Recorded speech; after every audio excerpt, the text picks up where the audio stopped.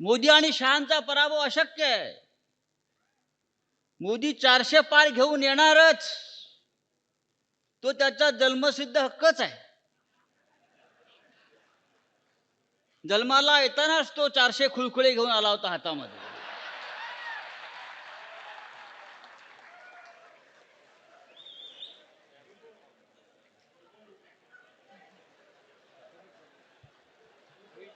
काय म्हटले?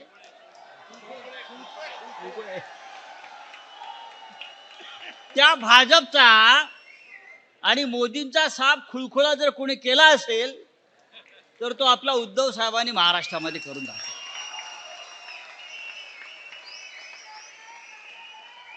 शिवसेना संपवायला निघाले होते. शिवसेना कुठे आहे? अरे शिवसेना अशी संपते काय?